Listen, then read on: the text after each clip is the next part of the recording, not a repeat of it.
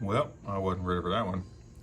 Hi, how are ya? Good to see ya. Thanks for joining me. I'm out in the garage. You should come out here. It is hot as... Hey, guess what?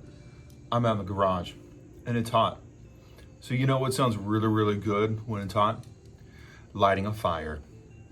Come join me. It's nice. The smoke is pleasant. The bugs are incredible company. I'd love to have you with me. Well, it is the end of another day. I'm out here in the garage enjoying a cigar. Thank you so much for joining me. Glad to have you. Today I was thinking about what it is to be a yes person. You know, if I were to ask you right now if you were a yes person, I guess you would probably say no, because it's easy to say no when you're asked if you're a yes person. But most of us end up being yes people.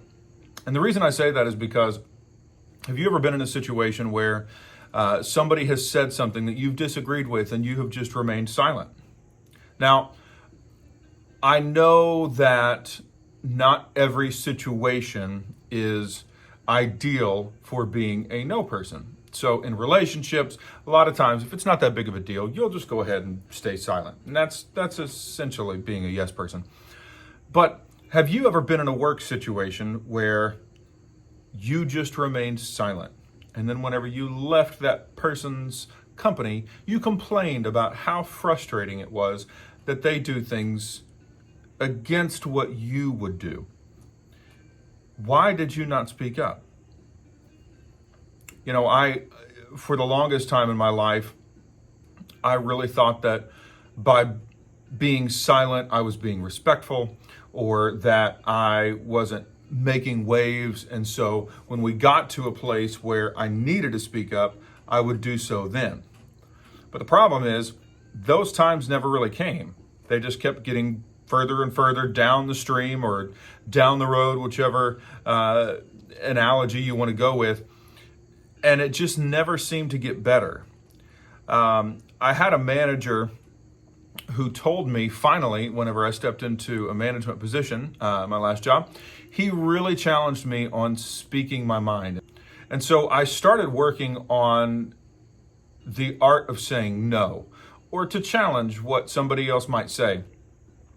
I recently was talking with my father-in-law, who is a minister, and he said that there was a big vote over a sensitive subject that there is pretty significant disagreements on.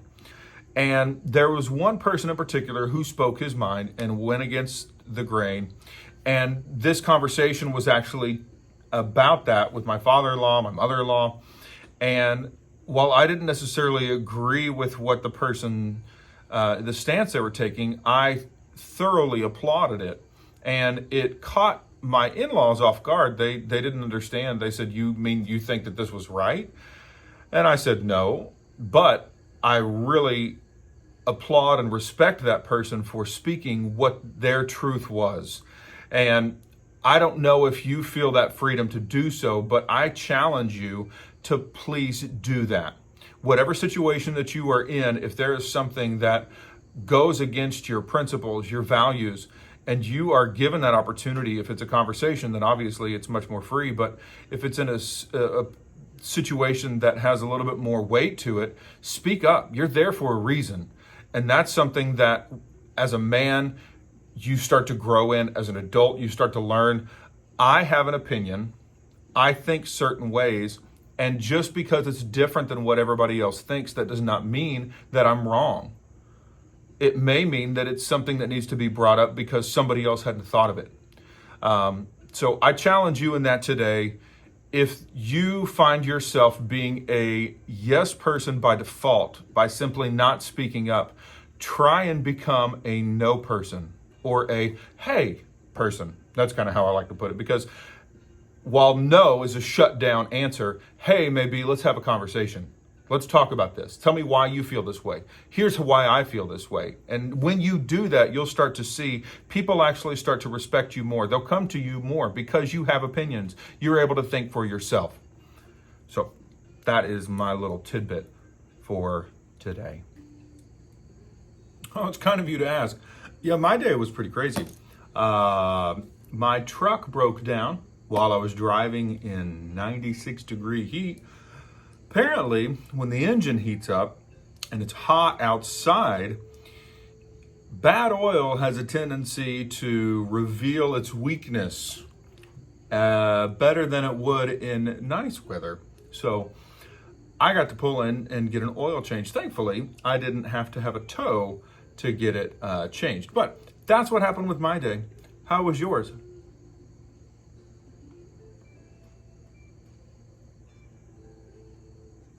Friday, typical Friday. Nice. Mm-hmm.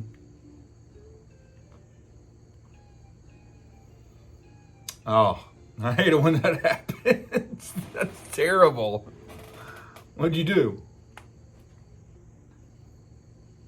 Nice. Nice. Well, this is definitely a good way to unwind after that. So, yeah, I'm glad you made it out. So tonight for the scripture I wanted to read in Matthew, just kind of in line with that importance of being able to speak your truth, speak whatever you feel is, at the core of who you are, your yes or your no. And Jesus is speaking here, and it's in Matthew 5:33 through 37. He says, "Again, you have heard that it was said to those of old, you shall not swear falsely, but shall perform your oaths to the Lord. But I say to you, do not swear at all, neither by heaven, for it is God's throne, nor by the earth, for it is his footstool, nor by Jerusalem, for it is the city of the great king, nor shall you swear by your head, because you cannot make one hair white or black." And that's including the fake white or black. "But let your yes be yes and your no be no, for whatever is more than these is from the evil one." Oh, a joke? Yeah, I got one for you. So why did the chicken cross the road? To get to my house. Because apparently, word on the street is my house is the place to be if you are foul. We've got a nice penthouse. It's a beautiful coop. But don't worry, if it gets hot outside, we'll bring you inside of the AC. Well, thank you so much for joining me. If you are not already subscribed to the channel, please consider doing so, and also turn on the notifications. I am doing these videos each night, so you'll know whenever I put them out. If you like the content, please give me a thumbs up, share on social media. I really do appreciate it. And put the comments in there if you've got anything that stands out, if you liked any of the things that I talked about, if you have your own stories that you would like to share. Please put those in the comments. I really do appreciate it. I really do try and respond back, and it helps me know what's on your mind and what you are interested in. And as always, if you are in the Lebanon area and would like to join me, I would love to have you come out with me to share a cigar and change the world.